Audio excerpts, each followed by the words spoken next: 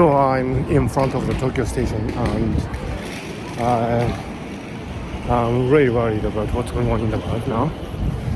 And it seems that leaders of nations do whatever they please, and there's this increasingly, kind of cavalier attitude towards international law and conventional wisdoms.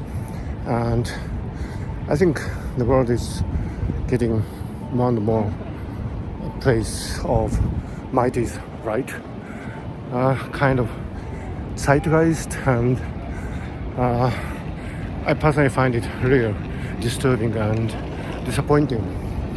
Of course, if you look at the animal kingdom in the ecological system, might is always right. Each species tries to establish its position in the ecosystem, and in that process, they do whatever they please. Of course, there are evolutionary origins of ethical behavior would lead to ecologically sustainable set of affairs. So in the sense of game theory also, it is not a great idea to just give free ride on one's egos. And I'm saying that the world leaders today, I'm not naming any names here, but the world leaders today, necessarily, I'm saying that they are necessarily pursuing this, laissez-faire approach to letting out their egos. I'm saying that. Having said that, I think it is everybody's concern, and social media, I think, is one of the reasons why this is happening. And some politicians and supporters of politicians have mentioned that the traditional media have been defeated by social media. Some people saying, including Elon Musk, that people are the media, which is kind of true, which of course has some bright sides. It is great that people can express their honest opinions and repost whatever they felt was great.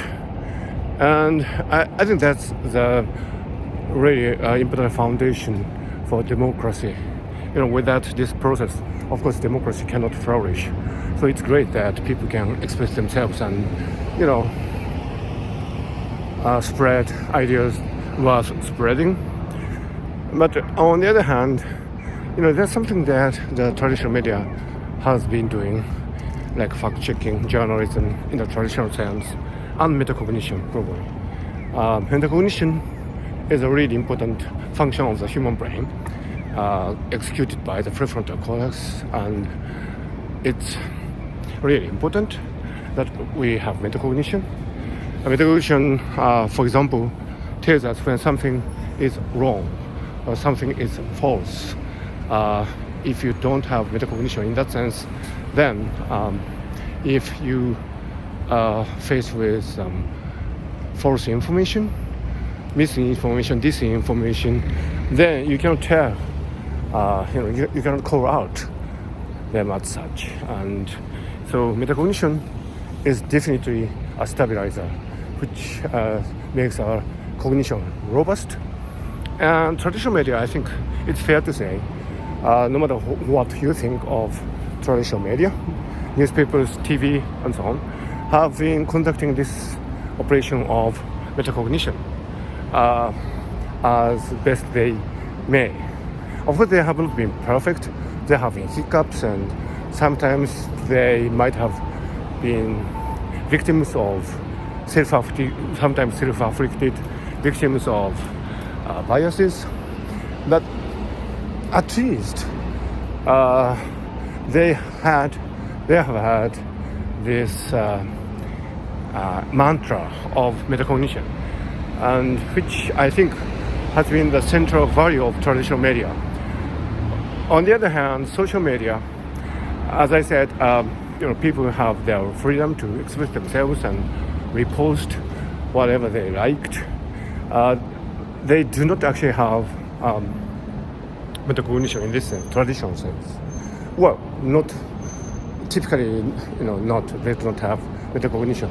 That I think is a whole problem of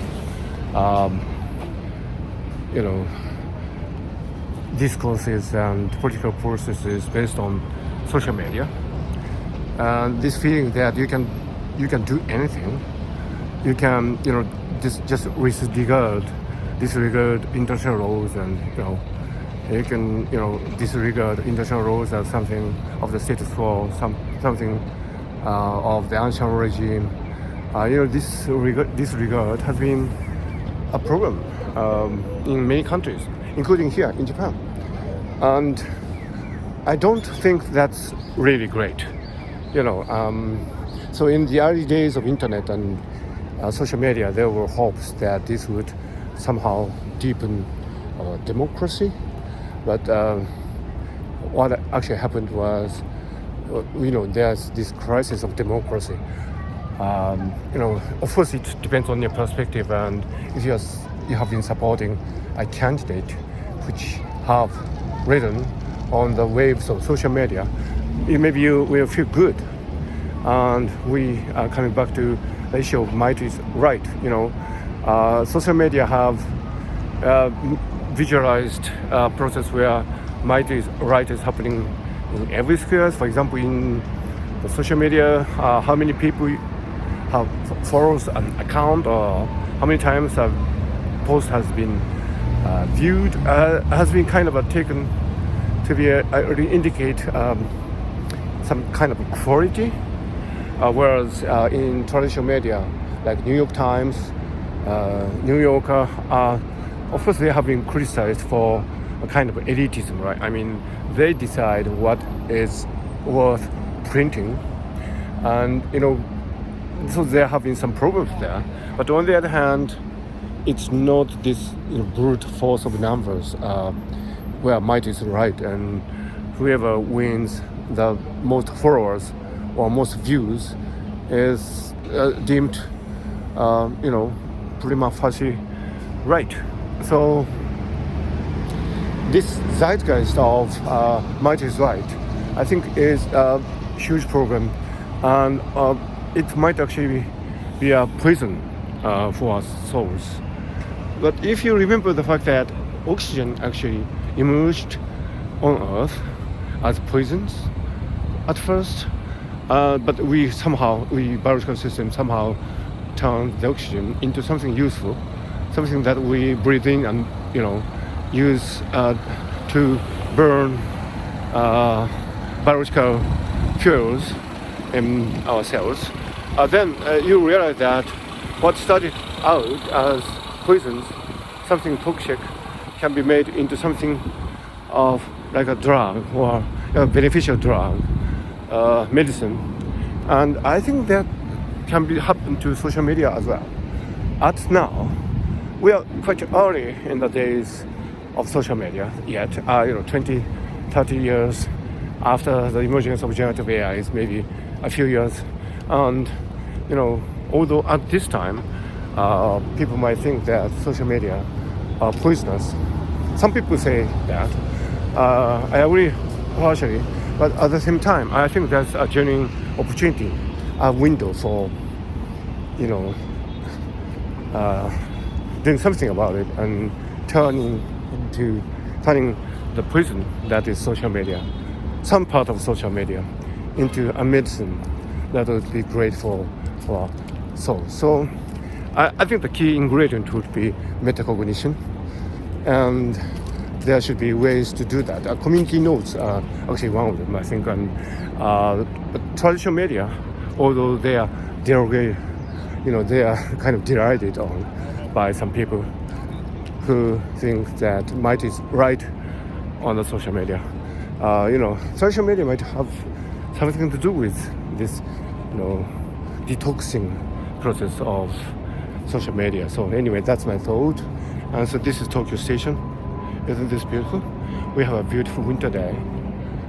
I'm off to local city for some public sessions, and I'll be taking the Shinkansen. So see you around.